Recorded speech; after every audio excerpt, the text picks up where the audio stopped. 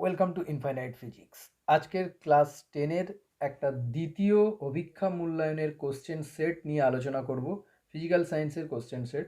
তোমরা অবশ্যই প্রথম থেকে শেষ পর্যন্ত দেখো, আশা করছি তোমাদের কাজে লাগবে। কোশ্চেনগুলো কিন্তু খুব সুন্দর সুন্দর কোশ্চেন আছে, তোমরা নিজেরা কটা পারো সেটা ট্রাই করো, তারপরে মিলিয়ে নাও।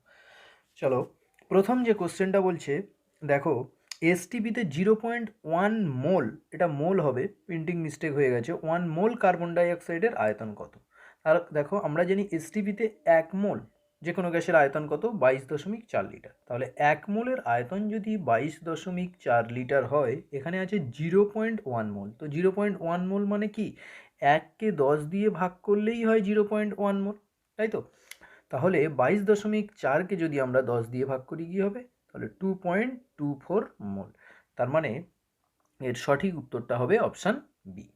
চলো পরের কোশ্চেনটা দেখো, কি বলছে, 12 গ্রাম কার্বনের দহনে যে পরিমাণ কার্বন ডাই অক্সাইড উৎপন্ন হয় এসটিপিতে তার আয়তন কত হবে? মানে এখানে দুটো ক্যালকুলেশন করতে হবে। দেখো 12 গ্রাম কার্বনের দহনে যে পরিমাণ কার্বন ডাইঅক্সাইড উৎপন্ন হয়, তাহলে 12 গ্রাম কার্বনকে দহন করলে কত গ্রাম কার্বন ডাইঅক্সাইড উৎপন্ন হয় সেটা আগে আমাদের দেখতে হবে, তারপর তার এসটিপিতে আয়তন কত। তাহলে কার্বনের দহন মানে কি, কার্বন প্লাস অক্সিজেন বিক্রিয়াটা, তাহলে হচ্ছে কি কার্বন ডাই অক্সাইড। ঠিক আছে, 12 গ্রাম কার্বনের দহনে যে পরিমাণ কার্বন ডাই অক্সাইড উৎপন্ন হয়, তাহলে কার্বনের অ্যাটমিক মাস কত হচ্ছে 12, আর কার্বন ডাই অক্সাইডের হচ্ছে 44 গ্রাম।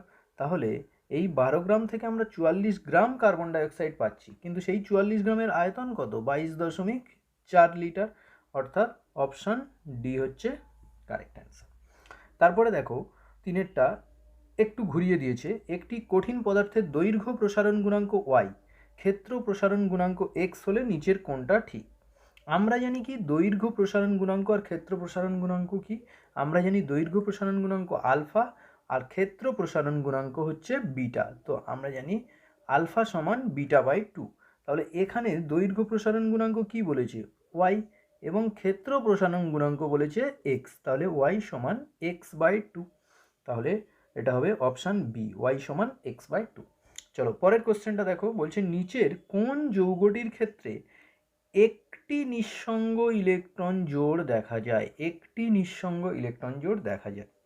দেখো এটা হবে কি, অ্যামোনিয়া। তোমরা জানো সবাই অ্যামোনিয়ার ক্ষেত্রে একটা মাত্র নিঃসঙ্গ ইলেকট্রন জোড় দেখা যায়, কারণ নাইট্রোজেনের কত, নাইট্রোজেনের হচ্ছে 7, তাহলে 7 মানে 2 5, তাহলে 1 2 3 4 5 হলো।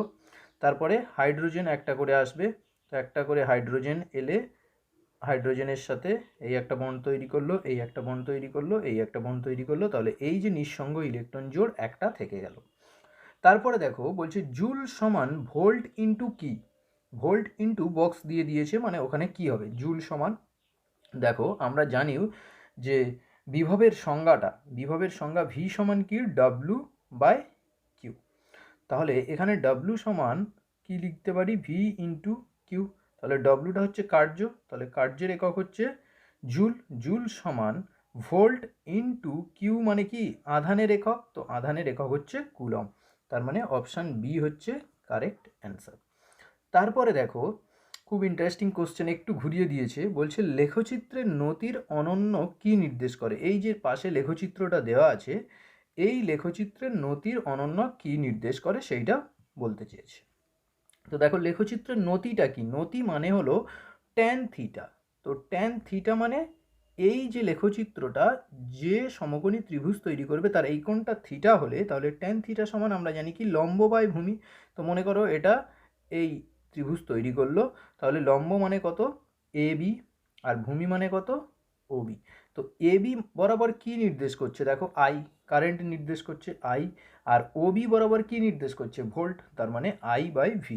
এটাই হচ্ছে এই লেখচিত্রের নতি, কিন্তু আমাদের চেয়েছে নতির অনন্য, তাহলে নতিকে আবার উল্টে দেবো, তাহলে কি ভি বাই আই। তো ভি বাই আই মানে কি, আমরা সবাই জানি ওহমের সূত্র ভি ইকুয়াল টু আই আর, সেখান থেকে ভি বাই আই সমান আমরা জানি কি আর। তাহলে এটা কি নির্দেশ করবে, অপশান এ রোধ নির্দেশ করবে। চলো তারপরে দেখো 7 নম্বর প্রশ্ন, দুষ্টু মৌল কাকে বলে। এটা একটু ডেটাবেস কোশ্চেন, দুষ্টু মৌল কাকে বলে, আমরা জানি হাইড্রোজেনকে দুষ্টু মৌল বলা হয়। চলো তারপরের কোশ্চেন দেখো, 1 নম্বরের কোশ্চেনগুলো বলছে 10 মোল মিথেন পোড়াতে এসটিপিতে কত আয়তন অক্সিজেন লাগবে। দেখো 10 মোল মিথেন পোড়াতে, তো আমরা জানি কি মিথেনের সঙ্গে আগে মিথেনের সাথে অক্সিজেনের বিক্রিয়াটা লিখতে হবে। তাহলে মিথেন প্লাস অক্সিজেন সমান কি হবে, জল plus carbon die oxide plus জল। তাহলে এটাকে আগে আমাদের ব্যালেন্স করতে হবে। তো দেখো কার্বন একটা আছে, তারপরে দেখো হাইড্রোজেন এদিকে 2টো আছে, হাইড্রোজেন এদিকে 4টে আছে, তাহলে এখানে 2 দিয়ে দিলাম, তাহলে হাইড্রোজেন 4টে হয়ে গেল, অক্সিজেনও 4টে হয়ে গেল, কিন্তু এইখানে অক্সিজেন 2টো আছে, তাহলে এখানে 2 দিয়ে দিলে আমাদের 4 হয়ে যাবে। এইবার বলছে 10 মোল মিথেন পোড়াতে এসটিপিতে কত আয়তন অক্সিজেন লাগবে। তো দেখো 1 মোল পোড়াতে আমার অক্সিজেন লাগছে কত, 2 মোল। 1 মোল পোড়াতে অক্সিজেন লাগছে 2 মোল। তো 2 মোলের আয়তন কত, 1 মোলের আয়তন 22.4 লিটার, 2 মোলের আয়তন তাহলে কত হবে 22.4 ইন্টু 2। তো 22.4 ইন্টু 2 করলে কত হবে 44.8 লিটার। এটা 1 মোল মিথেনের জন্য, কিন্তু এখানে 10 মোল মিথেন বলেছে, তার মানে এর সাথে আবার 10 গুণ হবে। তো আবার যদি 10 গুণ হয় তাহলে কত হবে 448 লিটার। অর্থাৎ এর সঠিক অপশানটা হবে, মানে সঠিক উত্তরটা হবে 448 লিটার, এত লিটার। তারপর দেখো একটি পদার্থের নাম লেখো যা তড়িৎ পরিবহন না করলেও তাপ পরিবহন করে। সাধারণত আমরা জানি কি যে পদার্থ তড়িৎ পরিবহন করে বা তাপ পরিবহন করে তারা দুজনেই সব কিছু করতে পারে, মানে তড়িৎ পরিবহন যে করতে পারে তারা তাপ পরিবহন করতে পারে, আবার যারা তাপ পরিবহন করতে পারে তারা তড়িৎ পরিবহন করতে পারে।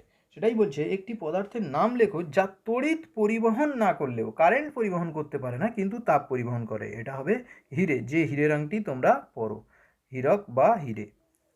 তারপরে দেখো আদর্শ পরিবাহীর তাপ পরিবাহিতাঙ্কের মান কত। আদর্শ পরিবাহীর তাপ পরিবাহিতাঙ্ক কের মান হলো অসীম, ঠিক আছে। তারপরে দেখো ক্ষার ধাতুগুলি পর্যায় সারণীর কত নম্বর শ্রেণীতে অবস্থিত। এটা আমরা সবাই জানি 1 নম্বর শ্রেণীতে অবস্থিত। তারপরে কোশ্চেনটা দেখো বলছে সত্য মিথ্যা কঠিন এনএসিএল তড়িৎ পরিবহন অংশগ্রহণ করে। দেখো এটা কিন্তু মিথ্যে, তোমরা সাধারণত হয়তো মনে করতে পারো যে এনএসিএল মানে তড়িৎ পরিবহনে অংশগ্রহণ করতে পারে, কিন্তু এখানে দেখো কঠিন দেয়া আছে, কঠিন এনএসিএল তড়িৎ পরিবহনে অংশগ্রহণ করে না।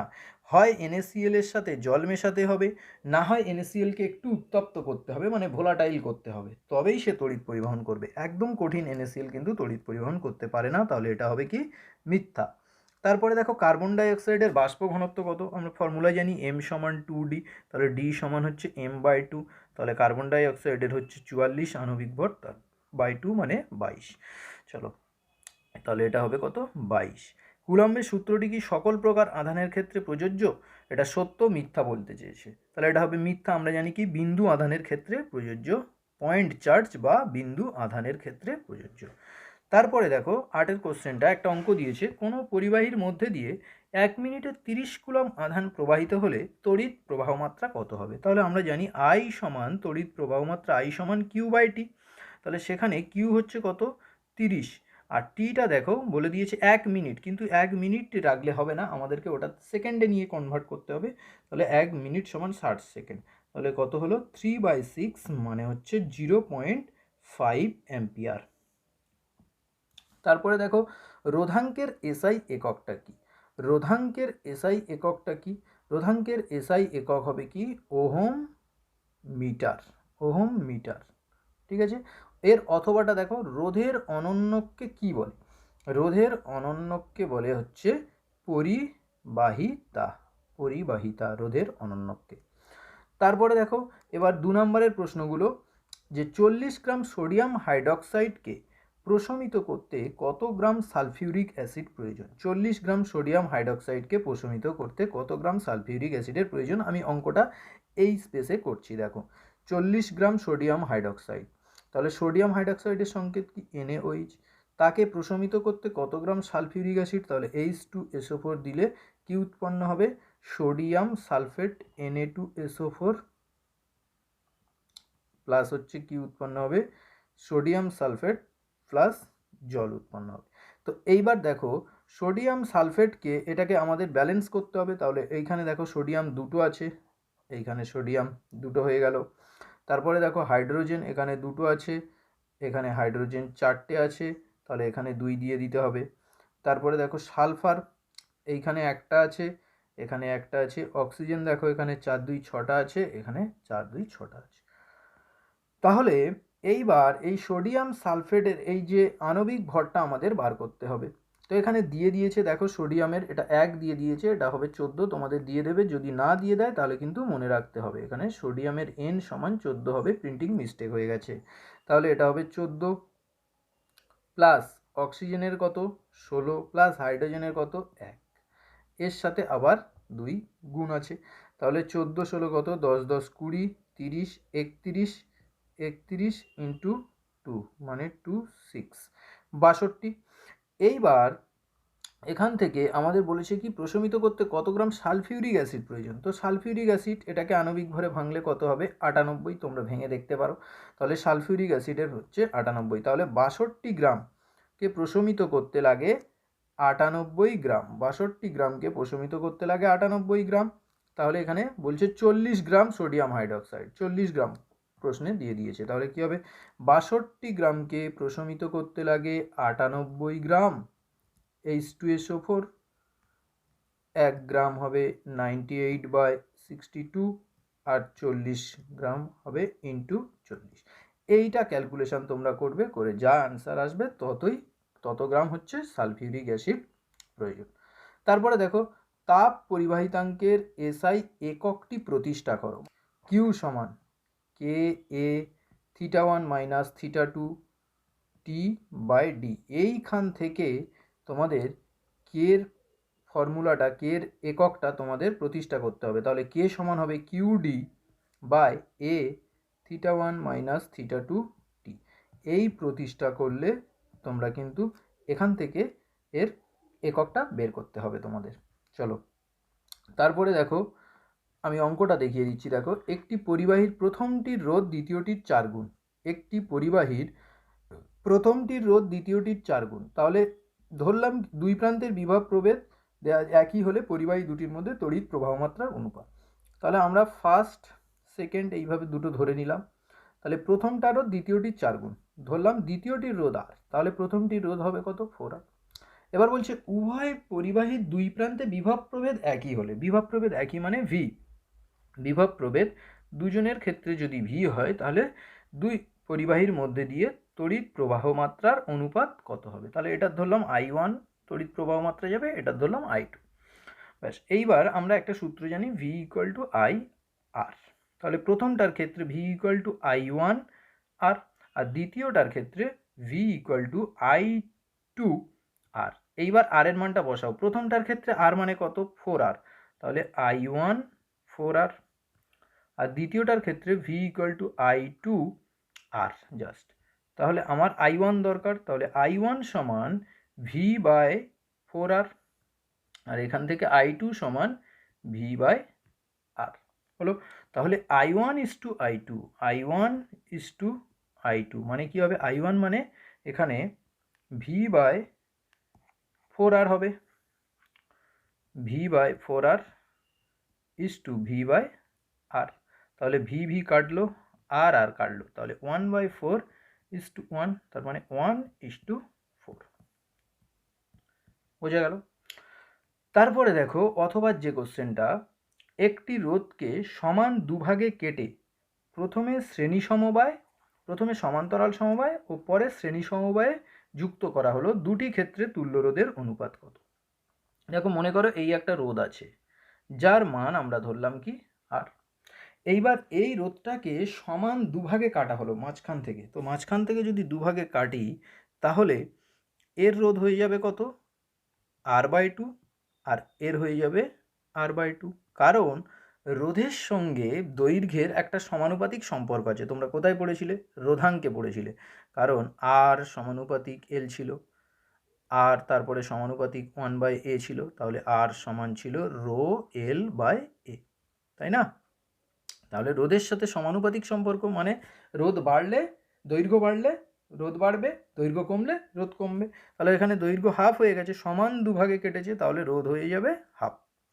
এবার বলছি কি না, প্রথমে দুভাগে কেটে প্রথমে সমান্তরাল সমবায়, তাহলে প্রথমে যদি এই r/2 যদি সমান্তরাল সমবায়ে কানেক্ট করি, r/2 যদি সমান্তরাল সমবায়ে কানেক্ট করি, তাহলে এদের তুল্যরোধ কত হবে? তুল্যরোধের মান হবে কি আমরা জানি, গুণফল বাই যোগফল। তাহলে r/2 ইন্টু r/2 বাই যোগফল, তাহলে r/2 প্লাস r/2 মানে হচ্ছে r। তাহলে এখান থেকে এই আর কেটে গেল, তাহলে হবে r/4।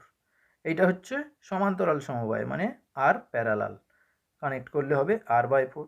তারপরে বলছে শ্রেণী সমবায়। শ্রেণী সমবায়টা তো কোনো ব্যাপারই নয়, কীরকমভাবে করবে, এইরকম দুটো কানেক্ট করে দিলে, তাহলে এটা হচ্ছে r/2, এটাও হচ্ছে r/2। তাহলে শ্রেণী সমবায়ে যদি যোগ করি, r/2 যোগ করলে হয়ে যাবে r।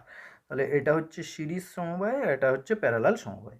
এইবার বলছে দুটো ক্ষেত্রে তুল্যরোধের অনুপাত, দুটি ক্ষেত্রে তুল্যরোধের অনুপাত। তাহলে প্রথম যেহেতু সমান্তরাল সমবায়, তাহলে rp ইস টু rs করব। তাহলে rp মানে কত, r/4 আর rs, rp মানে হলো r/4 এখান থেকে, আর rs মানে হলো শুধুমাত্র r।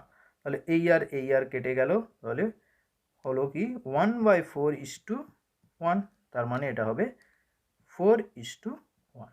এই হলো অ্যান্সার। সরি, এটা হবে 1:4।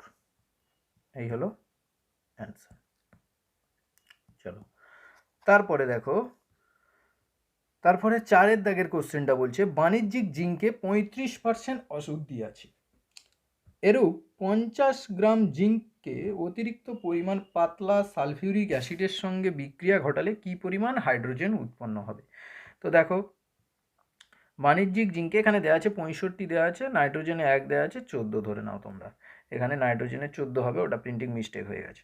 দেখো, বাণিজ্যিক জিঙ্কে 65% অশুদ্ধি আছে।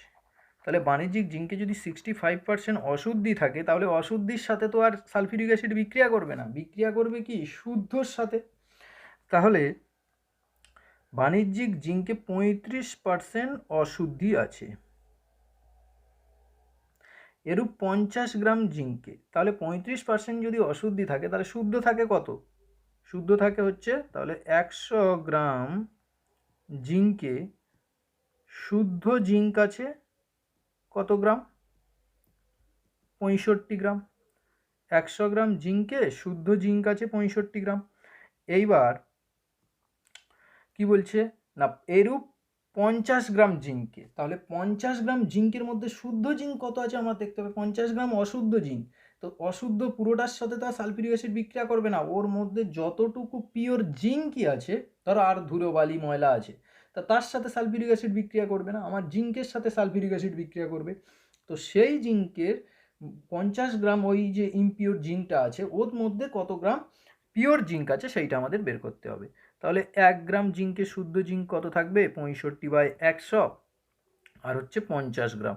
50 গ্রাম জিঙ্কের মধ্যে শুদ্ধ জিঙ্ক থাকবে 65/100 ইন্টু 50, তাহলে এটা হবে কত?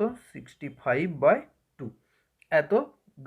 এত গ্রাম শুদ্ধ জিঙ্ক। আমি এটাকে ক্যালকুলেট করছি না, কেন ক্যালকুলেট করছি না তোমরা বুঝতে পেরে যাবে। দেখো, এরপর বলছি কি, ওই 50 গ্রাম জিঙ্কে, তাহলে ওই 50 গ্রাম জিঙ্কের মধ্যে বিক্রিয়ালব্ধ জিঙ্ক হচ্ছে এই 65/2 গ্রাম। 50 গ্রাম কিন্তু পুরোপুরি বিক্রিয়া করবে না, জিঙ্ক 50 গ্রাম, তার মধ্যে ধুলো বালি অন্য ধাতু সব মিশে আছে, কিন্তু পিওর জিঙ্ক আছে এই 65/2। এবার বলছে পাতলা সালফিউরিক অ্যাসিডের সাথে বিক্রিয়া ঘটালে, তাহলে জিঙ্কের সাথে সালফিউরিক অ্যাসিডের বিক্রিয়াটা আমাদের জানতে হবে। জিঙ্ক প্লাস H2SO4 সমান হবে কি, জিঙ্ক সালফেট প্লাস হাইড্রোজেন। এবার দেখো, যেই আমরা বিক্রিয়াটা করছি, তো জিঙ্কের সাথে এখানে কত, জিঙ্কের 65 আণবিক ভর, আর সালফিউরিক অ্যাসিডকে করলে আমরা পাবো কত, 98 না, হাইড্রোজেন উৎপন্ন করবে, তাহলে হাইড্রোজেনকে নিয়ে আমরা ক্যালকুলেট করব, তাহলে হাইড্রোজেনের হবে 2। তাহলে 65 গ্রাম জিঙ্ক থেকে